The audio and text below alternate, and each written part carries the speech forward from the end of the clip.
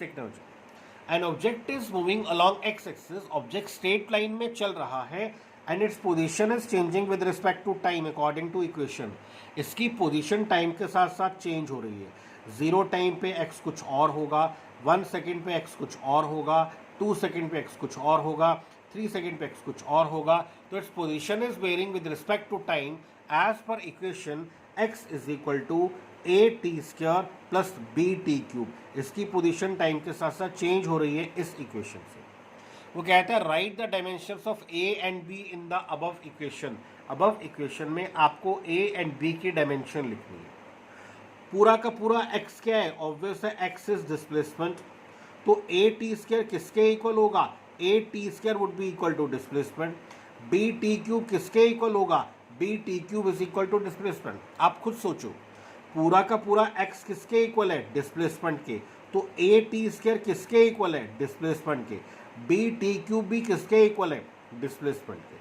तो a t square is equal to displacement, a t square is equal to length, a t square is equal to length. तो a किसके equal हुआ, length upon time square. This a is equal to length upon time square, that is L1 t minus 2। Question के एक part में इसने पूछा, but write the dimensions of a and b at what is their physical significance. Obvious है L1 t minus 2 is acceleration. ये क्या होता है आपके पास, एक्सेलरेशन।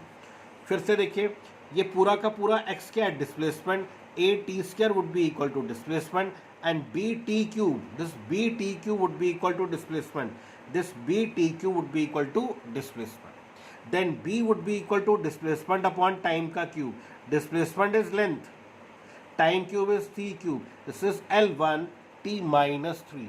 ये आपके पास है L1 t minus 3।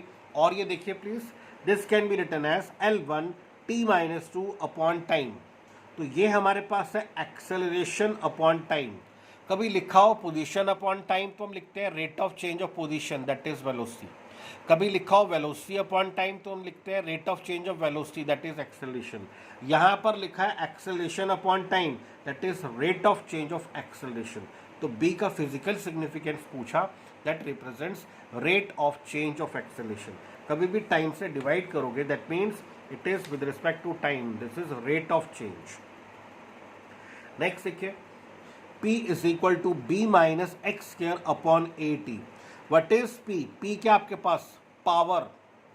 X क्या आपके पास, displacement. T is time. You have to write the dimensions of A and B। आपको A और B की डायमेंशन लिखनी है। छोटी सी बात याद रखनी है, similar quantities can be added, similar quantities can be subtracted only. X square क्या हुआ, displacement square. X square is displacement square, can be subtracted from displacement square, displacement square can be subtracted from displacement square।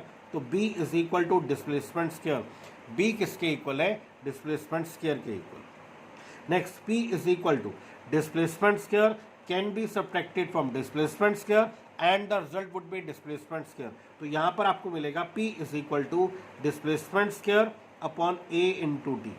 P is equal to displacement square upon A into t. तो A is equal to L square upon power into time. या तो power की dimension put कर लो directly, M1 L2 T minus 3, या फिर power को लिख लीजिए work done upon time taken. Time और टाइम कैंसिल हो जाएंगे, L की power 2, work done is M1 L2 T minus 2, work done is force into displacement, work done is M1 L2 T minus 2।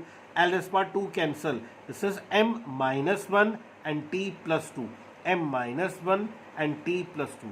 ये आपको A की dimension मिल जाएगी। Next देखना बेटा,